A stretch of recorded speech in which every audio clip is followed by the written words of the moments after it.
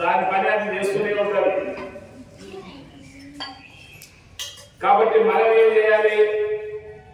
మనం ఎక్కడి నుంచి వచ్చినాము, మనం ఎవరము, ఉన్నన్ని రోజులు ఏ రకంగా చేసి మళ్ళీ భగవంతుని చేరుకోవాలి. సముద్రంలో పేరు తుఫాను వేసింది, పైకి ఎగిసిపోయిన నీళ్ళని చెట్ల మీద, అటుకల మీద, ఓడికల ఒంగుల ఇళ్ళ మీద పడి మళ్ళీ ఒకదన జమని ఆ నీళ్లు ఉడుకుతూ కొడుతూ పోయి పోయి పోయి మళ్ళీ సముద్రంలో కలిసినప్పుడే ఆ నీళ్లకు మళ్ళీ సముద్రం. లేకపోతే దానికి తృప్తి అనేది ఉండదు. మనకు కూడా పునరపి జననం పునరపి మరణం పునరపి జనని జనరేషేనం ఈ సంసారేలో హోస్తారే మహనీయులంతా చెప్తా ఉన్నారు.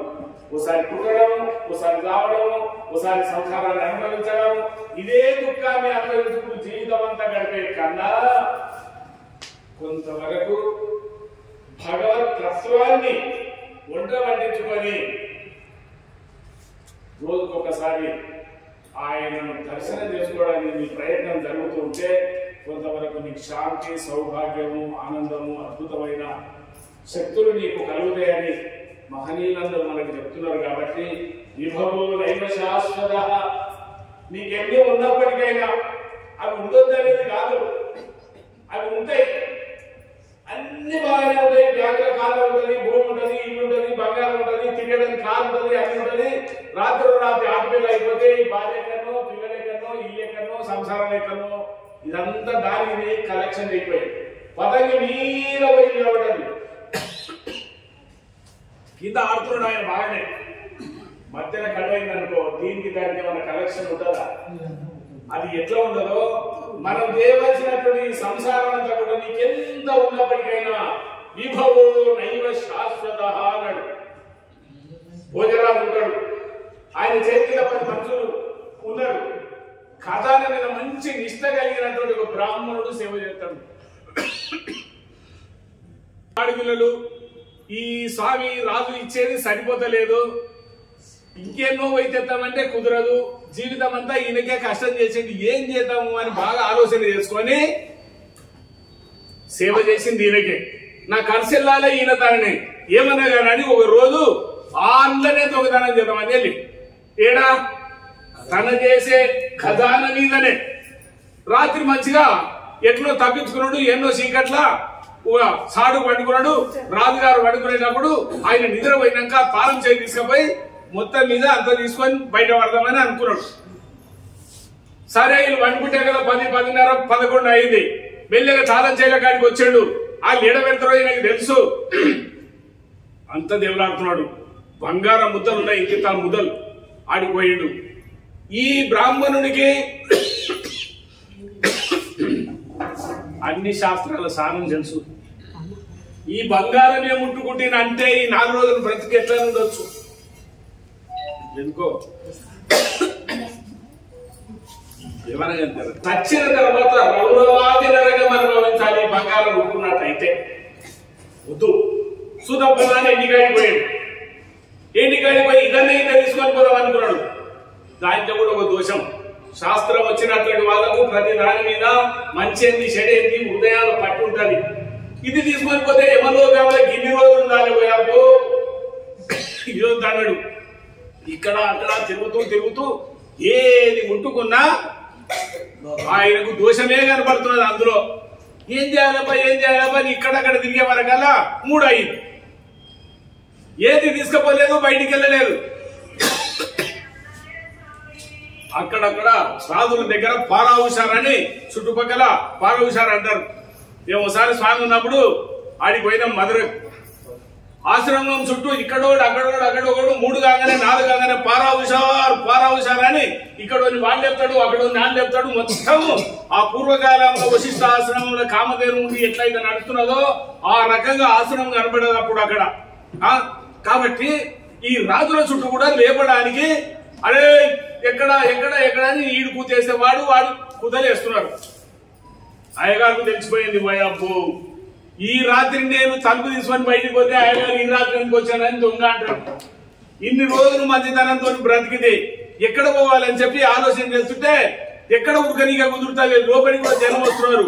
అప్పుడు ఈ రాజుగారు భార్య వండుకునేది పెద్దగా దేవుడి దాని కిందికి దొరిండిన ఎవరు వచ్చినట్లు బ్రాహ్మణుడు అర్థం అవుతుంది అందరికీ. అప్పుడు ఈ రాజును లేపడానికి ఒక కిటికీ 4 కిటికీలు ఉంటాయి ఆ ఇంటికి.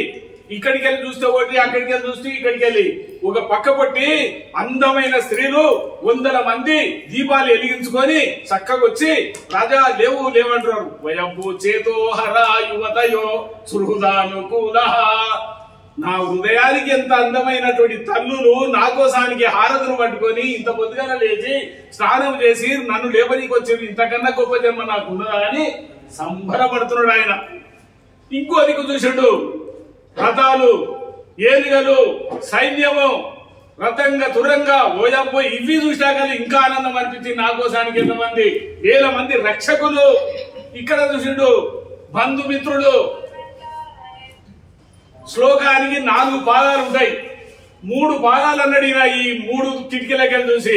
4వది అనే కన్నా ఈడు నేను దొంగతనానికి వచ్చిన అనేది కూడా మర్చిపోయాడు. బాగా చెంపతలే కొట్టినట్టు అవుతుంది ఆ భావన ఆయన. అరే మా రాజుగారు ఈ సిరి సంపదల నుంచి వచ్చే ఉరుకులాడుతున్నాడు కదా, ఉత్తిగా చనిపోతున్నాడు. కానీ ఓ రాజా సమ్మీలనయనజో కింకించిదస్తే అది కిందనే ఉన్నాడు వచ్చింది దొంగతనానికి. వెంటనే ఆ 3 పాదాలకు ఈయన అన్నాడు, కళ్ళకెళ్ళి మూత పట్టని రథాలు రావు, నీ గుర్రాలు రావు, నీ జనము రావు, నీ మంగళారతులు ఉండవు, నీకు బంధుమిత్రులు లేవు, చక్కగా శ్మశానానికే సాగే సమ్మీలనయనజో కింకించిదస్తి అని. ఆయన మంచి జ్ఞాని భోజరాజు, అప్పటికే గొప్పోడే. కానీ మాయ ఆవరించి మనిషిని అధోగతి చేస్తా ఉంటది. ఈ మాట అనగానే ఎంత వైరాగ్యం వచ్చిందంటే ఎవడు ఎవడు ఎవడు ఇంత మంచి మాటలు వినిపించుడు ఎవడు అని చూసా కదా ఈయన కిందికెళ్ళి వేస్తున్నాడు.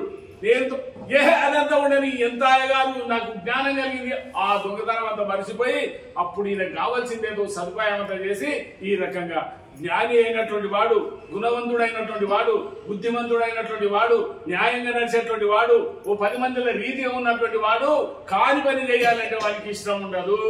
ఒకరి సొత్తు ముట్టుకుందామంటే వారికి బుద్ధి పుట్టదు.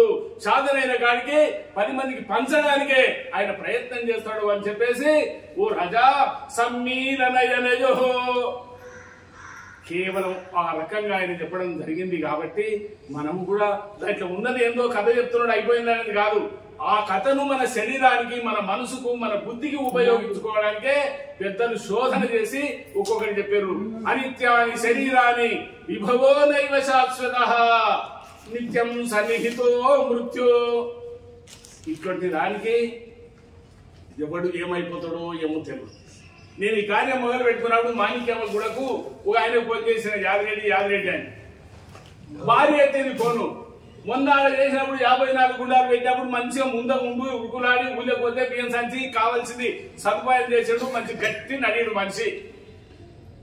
ఏడున్నాడు అయ్యా అంటే ఎక్కడ పోయినాము బయటకి పోయినా అని నేను అంటారు. లేదు స్వామి వెళ్ళిపోయాడు. నాకు ఎట్లా చెంప పూర్తిగా ఎన్ని రోజులు కాలేదు, 2 నెలలు కాలేదు. ఇంత మనిషి ఎట్లా చచ్చిపోయినా అంటే గుండె ఆగిపోయి సచ్చిండు స్వామి, లంగ్స్ చెడిపోయినాయి స్వామి అని ఏడుచుకున్నారు. ఆయన ఎంతో మందిని ఇట్లా ఉండడా అని అడగవలసి వస్తున్నారు. కొన్ని రోజులే కాబట్టి ఎవరిని ఎప్పుడు ఏమైపోతుందో తెలియదు. కాబట్టి నిత్యం సన్నిహితో మృత్యు. ఇది పోయిన తర్వాత ఏమన్నా కాడికి గొర్రెకి ఏమిటికి అమ్ముకుంటావా స్వామి చెప్తుంటే అప్పుడప్పుడు ఒక రాజుగారు బయలుదేరి విపరీతంగా మంత్రులతో సామంతంగా ఊరేగింపు పెట్టాడు. ఎక్కడికి వెళ్ళో మూలకెళ్ళి ఓ సన్యాసి పోతున్నాడు. ఆ సన్యాసిని చూసినప్పుడు ఇక్కడ మంచి గుణవంతుడు. ఆ గుణవంతుడు కాబట్టి ఆ రథాన్ని అర్పించి కిందికి దిగి ఆ స్వామికి సాష్టాంగ నమస్కారం చేసి ఏదో 2 మాటలు అడిగి ఇక నువ్వు అన్నాడు. ఈయన మళ్ళా గుర్రం ఎక్కాడు. ఈ గుర్ర అంటే రథం ఎక్కినాక వీని కింద ఉన్న మంత్రికి బాగా బాధ అనిపించింది. రాజెక్కడ వజ్ర కిరీటం పెట్టుకున్నాడు, నువ్వెక్కడ ఈ సామంతానికి అంత ఒక రాజువు ఎవడో ముక్కు మూసుకొని తెల్లగుడ్డది ఎర్రగుడ్డది ఆయన ఎవడో తెలియదు. వానికి నువ్వు ఈ రకంగా 10 మంది ముందర తల వంచి పండుకొని దండం పెట్టడం నాకైతే నచ్చదు. పెద్ద కిరికిరి ఆ రాజుతోనే. ఈయన చెప్తాడు ఎన్ని నీతులు చెప్పినగా ఈయననే అయినాడు. చివరికి ఏం చేయాలని ఒక 8 రోజులు మరిపించి ఒకనాడు రాజు ఈయనకి ఎప్పుడు యాద చేస్తూనే ఉంటాడు. ఎవడో పని పనుడు ఎంత చేసి ఆడంటున్నారు ఈడంటున్నారు నీ రాజా లాంఛనం వెళ్ళేదని. అప్పుడు ఆయన అంటాడు ఏమి లేదురా, నాకు చిన్న కోరిక. ఒక మనిషి తలకాయ, ఒక మా అంశం ఉంది అంటే గొర్రె తలకాయ ఇంకొకటి ఈ రెండు తీసుకపోయి ఊళ్ళో అమ్మకరావు అన్నాడు. ఏ దానికి ఎంత ధర పెడతారో అమ్మకరాపు అన్నాడు. ఆ నూకుడు బండి మీద డప్పు కొమ్ములు ముందర వదిలితే మంచిగా ప్రచారం చేసి మైకులు పెట్టే మా బ్రహ్మాండమైన తలకాయలు ఇవి అవి తీసుకోరంటే చక్కగా ఎవడో వచ్చాడు. ఆ మాంసాన్ని చూస్తే తినబుద్ధి అయింది, ఎంతకు అంత కొన్నాడు. ఇక మిగిలింది ఏముంది బయట మనిషి తలకాయ. ఎవడు అడుగుతలేడు.